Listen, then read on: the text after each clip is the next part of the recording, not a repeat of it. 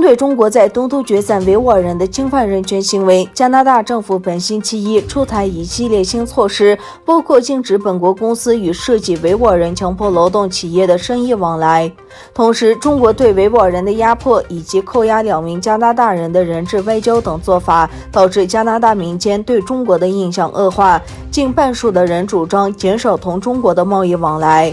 加拿大外交部长商鹏飞以及国际贸易部部长吴凤仪共同宣布，这一系列措施中包括了禁止进口强迫劳动生产产品，要求加拿大公司保证不向中国出口可能用于监视、侵害人权的产品，政府会提供与所谓新疆相关实体商业资讯，以及进行强迫劳动和供应链风险调查等。同时，澳大利亚对强迫劳动产品在全球供应链中的使用表示关切。澳大利亚外交部长佩恩在接受采访时表示，从该地区采购商品的本地公司需要正确检查供应链和供应商。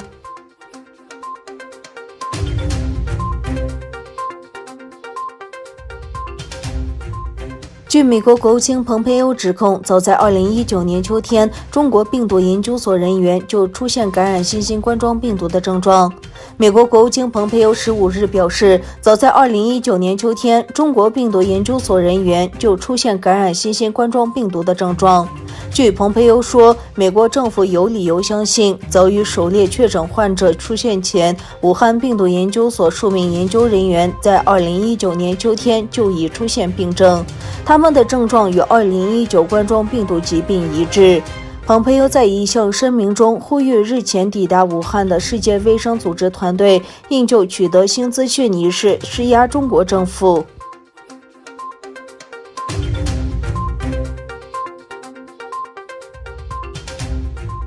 美国1月15日决定制裁期间分别来自伊朗、中国和阿联酋的企业，他们都曾与伊朗国家航运公司有生意往来。美国国务卿蓬佩奥指，美国制裁的企业包括中国江阴市马克特金属材料有限公司及阿联酋埃森哲建筑材料公司，另有2名运送钢铁进出伊朗的人士也被制裁。蓬佩奥发声明指，他也在国务院管理下扩大针对伊朗与金属有关的制裁范围。他表示，故意转移被国务院指为用途与伊朗核、军事或弹道导弹计划有关的15项材料，包括某些类型的铝和钢铁，就会受到制裁。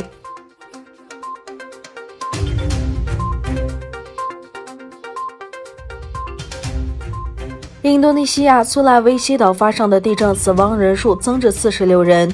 印尼苏拉威西省15日凌晨发生雷克特制6.2级地震，引发当地居民恐慌。路透社援引气象、气候与地球物理研究所报道，死亡人数增至46人，超过800人受伤，数以万计民众需要撤离。